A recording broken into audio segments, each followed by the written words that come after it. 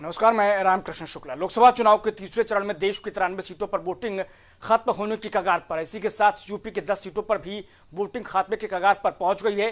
शाम 5 बजे तक यानी 9 घंटे में यूपी में 56% से ज्यादा वोटिंग दर्ज की गई है। इसी बीच संभल में पुलिस ने लाठीचार्ज किया है। पुलिस ने कथित उपद्रवियों को दौड़ा दौड़ा कर पीटा है। पुलिस का कहना है कि सभी मतदान को प्रभावित करने की कोशिश कर रहे थे, इसीलिए हल्का बल प्रयोग करना पड़ा। वहीं मैनपुरी में भाजपा कार्यकर्ताओं पर अज्ञात लोगों ने हमला कर दिया। हालांकि इस हमले में कोई घायल नहीं हुआ है, यानी कुल मिलाकर हिंसा के छिटपुट खबरें आई हैं। उधर फिरोजाबाद पुलिस ने 42 फर्जी वोटर्स को पकड़ा है। लेकिन मुद्दे की बात यह कि यूपी में आज संभल, हाथरस, आगरा, फतेहपुर सीकरी, फिरोजाबाद, मैनपुरी, एटा, बदायूं, बरेली और आंवला में तीसरे फेज के तहत वोटिंग खत्म होने की कगार पर है। 10 सीटों पर 100 कैंडिडेट्स चुनावी मैदान में हैं। इनमें से 8 महिला प्रत्याशी हैं।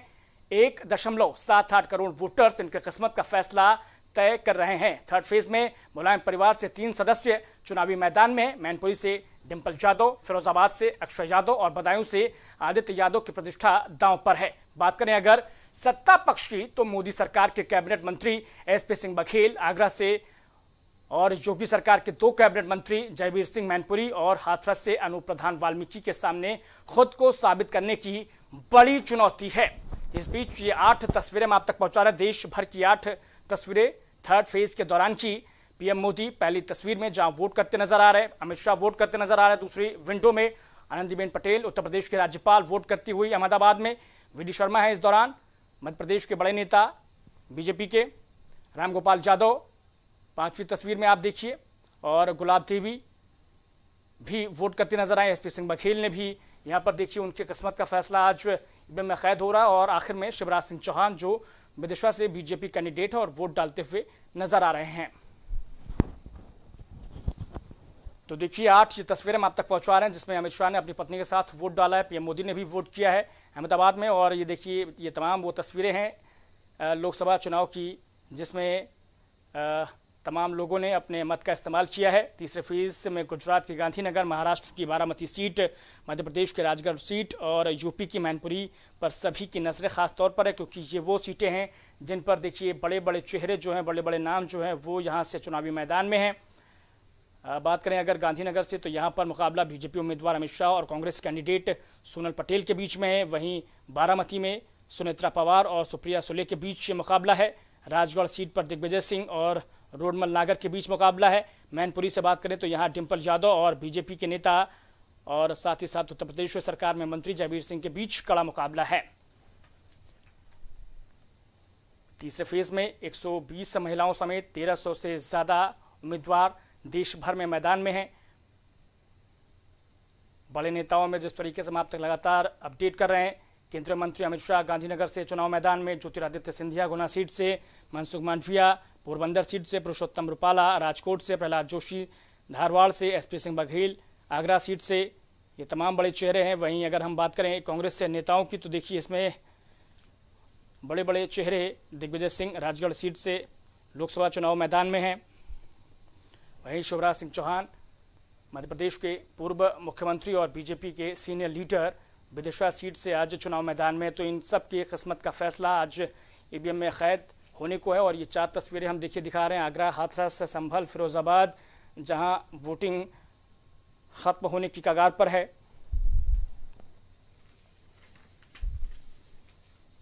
तो देखिए लोकसभा का जो रण है वो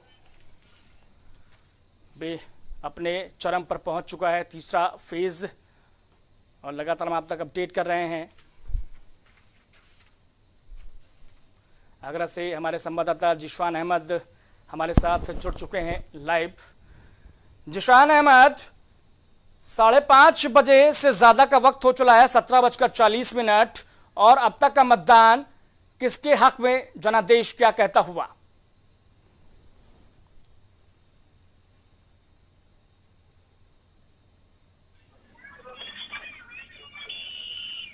जिशान, वोटिंग खत्म होने को है और क्या कुछ कहता हुआ अभी तक का जनादेश?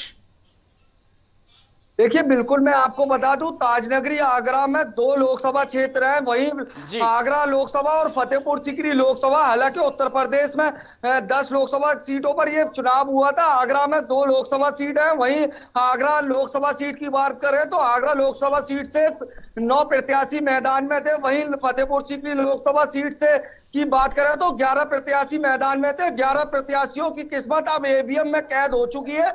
4 जून में ये फैसला आना है। हमारे साथ यहाँ तमाम जी। लोग मौजूद हैं, इनसे बात कर लेते हैं। हालांकि युवा मतदाता है, इन लोगों ने किन मुद्दों पर वोट किया है, किसके आधार पर वोट किया है, किस प्रत्याशी को चुना है और किसको देश का अगला मुखिया बनाएंगे। क्या नाम है? अरशद कुरैशी। अरशद जी, किन मुद्दों को लेकर वोट किया है? मैंने मुद्दा ये चुना है कि मैं अपने बेहतर भविष्य के लिए, अपनी बेहतर सुरक्षा के लिए, अपनी बेहतर स्वास्थ्य के लिए, अपनी बेहतर शिक्षा के लिए मैं एसपी सिंह बघेल जी को वोट डालकर आ रहा हूँ और माननीय प्रधानमंत्री नरेंद्र मोदी जी को तीसरी मर्तबा प्रधानमंत्री देखना चाहता हूँ। क्या कहेंगे, किन मुद्दों? मेरा नाम है मोहम्मद सोहेल। मैंने इस मुद्दे पे वोट दिया है अपना कि नरेंद्र मोदी इस बार कह रहा है आपकी बार 400 पार के लिए मैंने वोट दिया गया और नरेंद्र मोदी के चेहरे पे मैंने एसपी सिंह बघेल साहब को वोट दिया है अपना। देखिए हमारे साथ कुछ लोग और मौजूद हैं, इनसे भी बात कर लेते हैं। क्योंकि ताजनगरी आगरा की बात करें तो आगरा में इस बार तमाम जो मुद्दे थे, बेरोजगारी का मुद्दा और शिक्षा का मुद्दा और स्वास्थ्य का मुद्दा, तो ताजनगरी आगरा की जनता ने इस बार मुद्दों को लेकर वोट किया है। इनसे बात कर लेते हैं। मतदाता हमारे साथ है, यही बताएंगे किन मुद्दों को लेकर वोट किया है। आज मतदान था, किन मुद्दों को लेकर ताजनगरी आगरा के लोगों ने वोट किया है? मुद्दे बहुत सारे हैं। मुद्दा जो है सबसे पहले बेरोजगारी का है, युवा का है, किसान का है, स्वास्थ्य पे है और झूठे वादों के सिवा जो है वो अब तक हमें कुछ भी नहीं मिला। इसलिए बहुत सारे मुद्दे सामने थे और वोटर ने बड़ी तेजी के साथ जो है उन्हीं मुद्दों को सामने रखते हुए वोट किया है। अगर आगरा की जनता, अगर हम मुस्लिम समाज की बात करें तो मुस्लिम समाज का किसको समर्थन मिला? मुस्लिम समाज देखिए साहब, 10 साल में ठगा गया है, सिवाय झूठे वादों के कुछ नहीं मिला मुसलमान को। और मुसलमान को तो कभी कुछ मिलता ही नहीं है। सच्चाई तो अगर आप कहें तो झाड़ू लगती है और चूना छिड़का जाता है। इसके अलावा आज तक मुसलमान के गली मोहल्ले क्षेत्रों में। देखिए जी, ये तो अंदर की बात है। मुस्लिम समाज ने किसको वोट दिया है, लेकिन हम एक दुआ करते हैं अल्लाह से कि जो भारत का राजा बने वो सभी को चाहने वाला बने। भाई परिवर्तन तो सभी चाहते हैं, सभी लोग परेशान हैं तो उस पर परिवर्तन तो चाहेंगे। यही जो जे कह रहे हैं वही हम कहेंगे भाई। हम जो कहेंगे नई सरकार आए और सरकार का मैं चाहता हूँ कि मुस्लिम समाज जो है वो इस बगैर जो है गठबंधन को ज्यादा वोट दिया है में और मुसलमान का वोट बढ़ गया। एक जगह बहुजन को गया और कुछ गठबंधन को गया वो। पर हम चाहते हैं कि बड़े पैमाने पर परिवर्तन हो ये और राहुल गांधी जो है देश के प्रधानमंत्री बने। सबसे ज्यादा का नाम गठबंधन को वोट पड़ा है और हम चाहते हैं कि ना गठबंधन नहीं आनी चाहिए। क्या कहेंगे? मैं तो हिंदुस्तान के हर नागरिक से एक बात ये कहना चाहूंगा, परिवर्तन लाएं।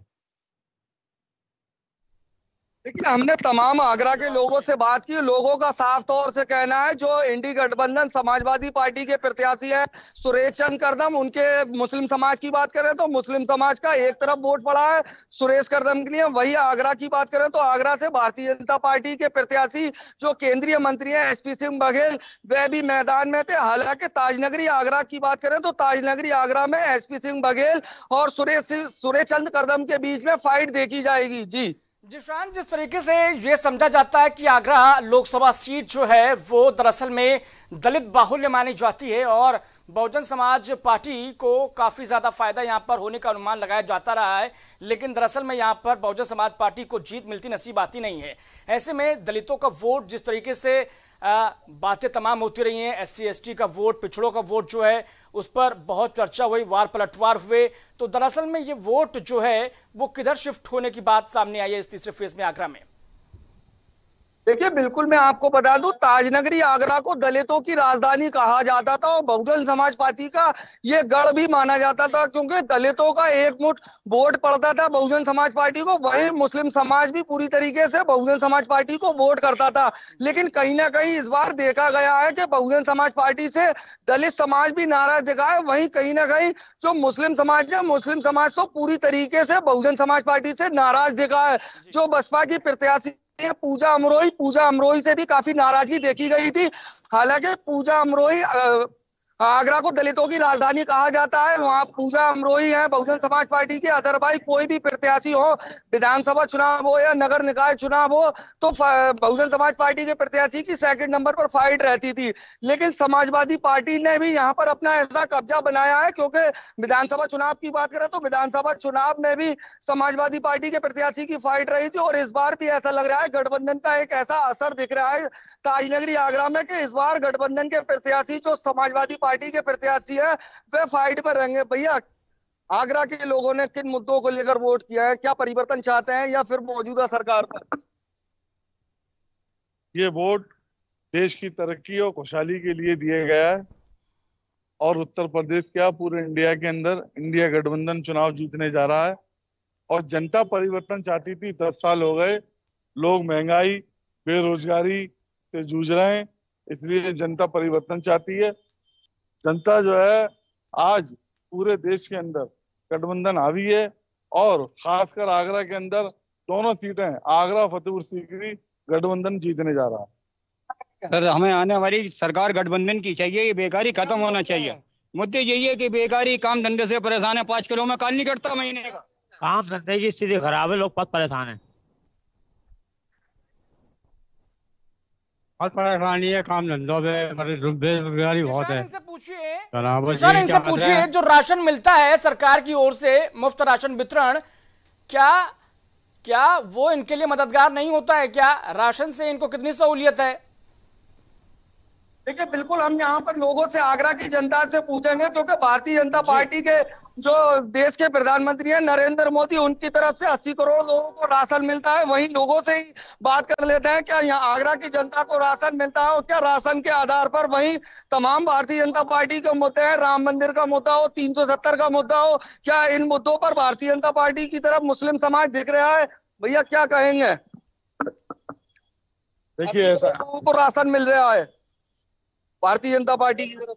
इसका मतलब ये है देश हमारा जो है बहुत बुरे हालात से और बहुत बुरे दौर से गुजर रहा है, कि जो है सरकार को चंद लोगों से टैक्स के पैसे लेकर और जो है 80 करोड़ को उन्हें राशन देना पड़ रहा है, उन्हें रोटी खिलानी पड़ रही है। इसका मतलब देश ने कोई तरक्की नहीं की। देश बहुत बुरे तरीके और बहुत बुरे हालात से दौर से गुजर रहा है।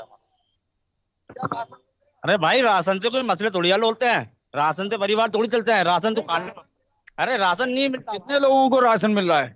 आपको खुद मालूम होना चाहिए कि कितने लोगों को राशन दे रहे हैं। अगर देके और नाम कर रहे हैं 5 किलो 2 किलो, और उसमें होता क्या आज के टाइम में इतने बड़े परिवार कैसे चला लेगा 2 किलो में? भारतीय जनता पार्टी के नेता लगातार दावा करते हैं कि 80 करोड़ लोगों को राशन दिया जा रहा है। वहीं भारतीय जनता पार्टी के लोग तमाम दावे करते हैं। बेरोजगारी की बात करें तो बेरोजगारी में भी तमाम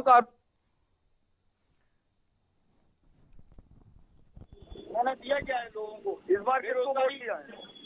अभी हमने गठबंधन को वोट दिया है और हम चाहते हैं कि यहाँ सरकार चेंज होनी चाहिए।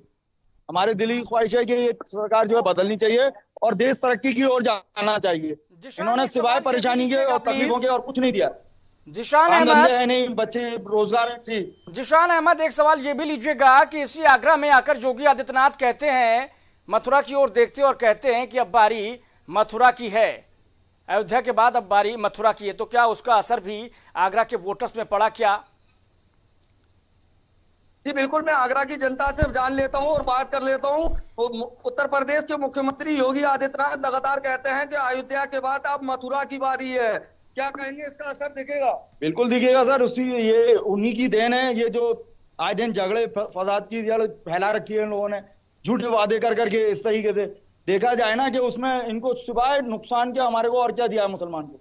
और ये मस्जिद तोड़ना, कभी मंदिर बनाना, इसके अलावा इन्होंने रोजगार की बात की कभी और किसी चीज के लिए बात की? अयोध्या के बाद अब मथुरा की बारी है, क्या कहेंगे इस पर? बीजेपी को नुकसान होगा?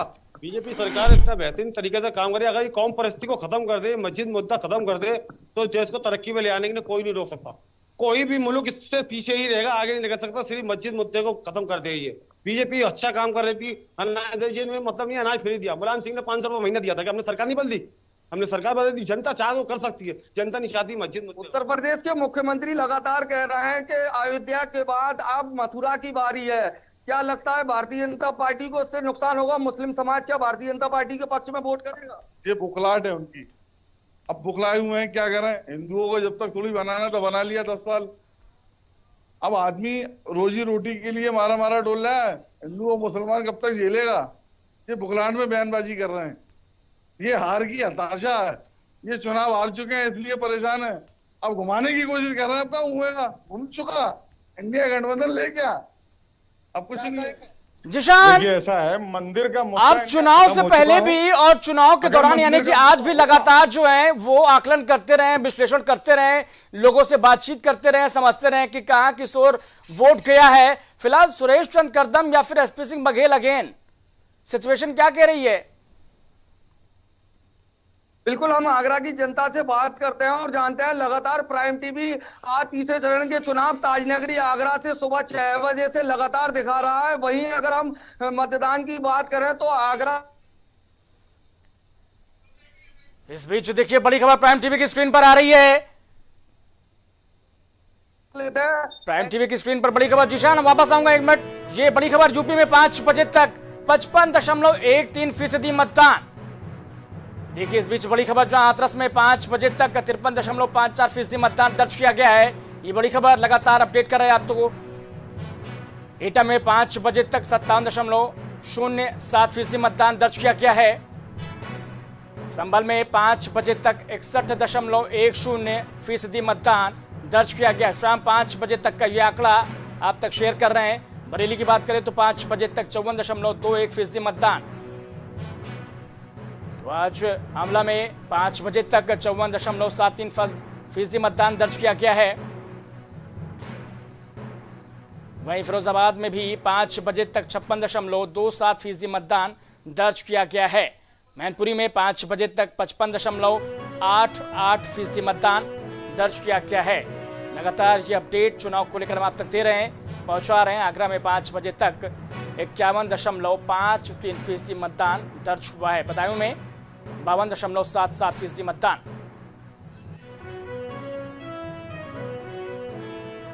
फतेहपुर सीकरी में 5 बजे तक 54.93%। राजेश यादव हमारे संवाददाता जुड़ चुके हैं इस खबर पर ज्यादा जानकारी के साथ। राजेश यादव, तीसरा फेज और 93 लोकसभा सीटें बात करें उत्तर प्रदेश की तो 10 लोकसभा सीटों पर 5 बजे तक ये 56% के आसपास मतदान, यानी कि तीनों चरणों में ही मतदान प्रतिशत लगातार गिरता हुआ नजर आया है। क्या कुछ आकलन कह रहा है और ये कम मतदान किसकी ओर रुझान दिखा रहा है? राजेश यादव।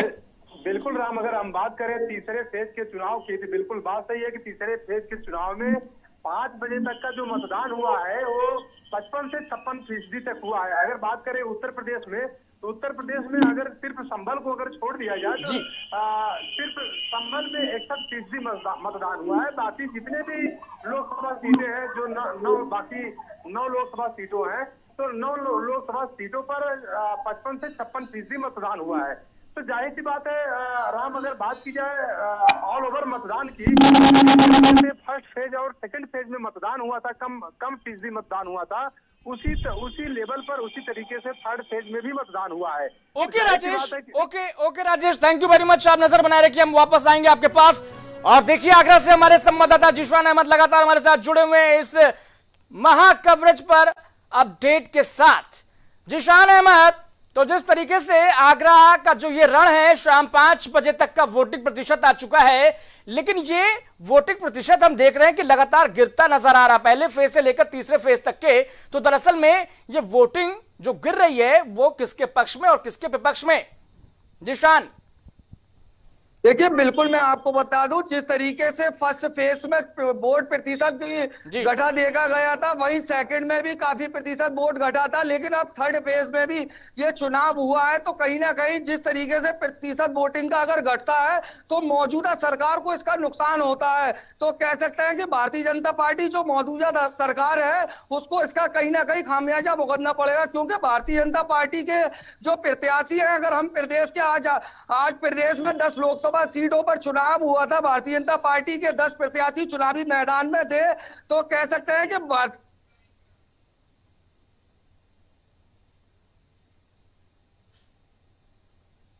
उनसे लोगों की नाराजगी की गई थी।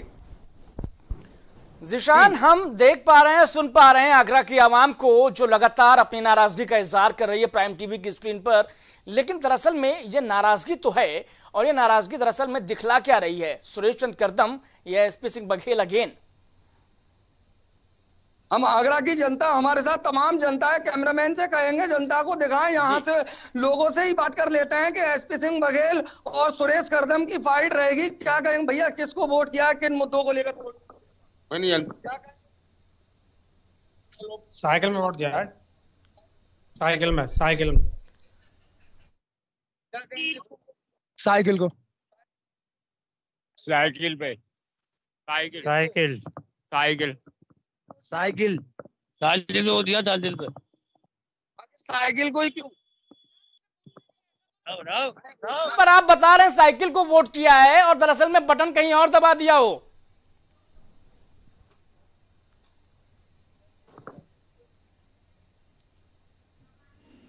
जिशान अहमद जी, एक वो वक्त था जब लोग गैर भाजपा को वोट तो करते थे, लेकिन बतलाने में, कैमरे पर बतलाने में संकोच करते थे, डरते थे। लेकिन आज हम देख पा रहे हैं जिस तरीके से आप लगातार हम तक पहुंचा रहे, दिखला रहे तस्वीरें, और लोग बगैर डर के ये बतला रहे हैं कि उन्होंने साइकिल को वोट किया है। तो ये निडरता आखिर क्या दर्शाती हुई? क्या बदलाव हो रहा है क्या आगरा में?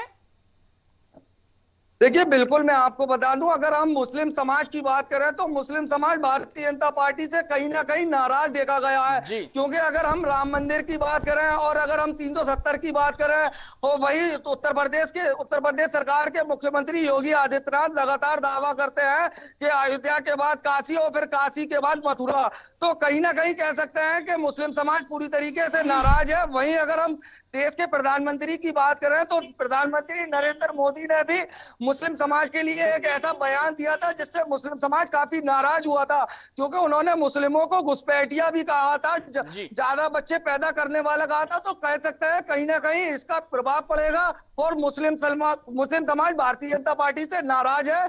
और जो राहुल गांधी है, इंडी गठबंधन है, देश में 28 पार्टियों का ये महागठबंधन है, कह सकते हैं कि इस बार मुस्लिम समाज का, पूरे देश की अगर बात करें, ताजनगरी आगरा की बात करें, तो मुस्लिम समाज का एक तरफ वोट है, जो इंडी गठबंधन का कोई भी प्रत्याशी होगा उसको हम वोट करेंगे। वही अगर हम दलित समाज की बात करें, क्योंकि आगरा को दलितों की राजधानी कहा जाता है, इस बार दलितों ने भी कुछ % इंडी गठबंधन के प्रत्याशी को वोट किया है।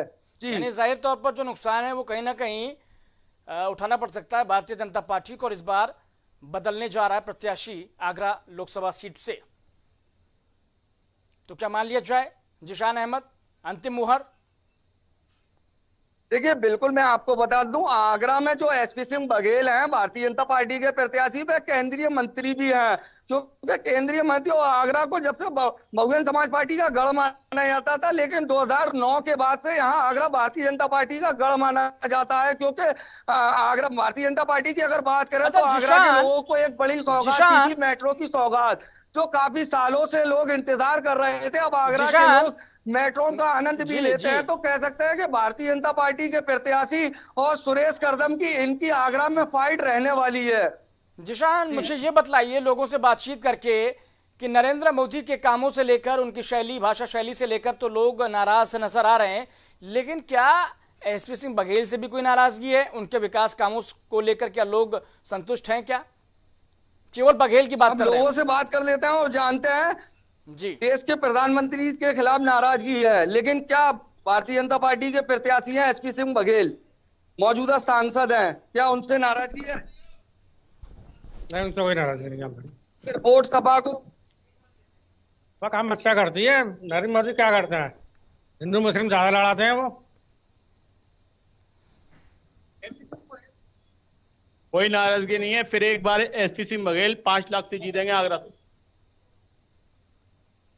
क्या कहेंगे? कोई नाराजगी नहीं है। अगर आपको नाराजगी पता चल रही है, फतेहाबाद रोड पर जाके देखो, जिस रोड पे जाओगे वहां चमन ही चमन है। पहले क्या होता था, कोई सुई भी गिर जाती तो वो मिलती नहीं थी, और आज जाके सुई भी अगर देखोगे तो वो दिख जाएगी तुम्हें आंखों से। मोदी 80 करोड़ लोगों को राशन दे रहा है, क्या राशन मिल रहा है? मिल रहा है, क्यों नहीं मिल रहा? जिसको नहीं मिल रहा वो बता दो, कोई एक जना दिखा दो क्यों नहीं दे रहा, बताओ। हर चीज में योजना फैसिलिटी देखो, आई लव आगरा देख लो, चौपाटी देख लो, अपना मेट्रो। उत्तर प्रदेश के मुख्यमंत्री योगी आदित्यनाथ कह रहे हैं अयोध्या के बाद अब मथुरा की बारी। मथुरा में भी खुश है। देखो हर चीज में किसी को आपत्ति, मुसलमान को कोई आपत्ति नहीं है। अगर ये चीज आपत्ति होती तो आज मैं मुसलमान योगी और मोदी के साथ नहीं होता। आपत्ति तो है, अगर हमारी मस्जिदों के खिलाफ कोई करेगा तो उस पर तो हमें आपत्ति होगी ना, सारे मुसलमानों को, और होनी भी चाहिए।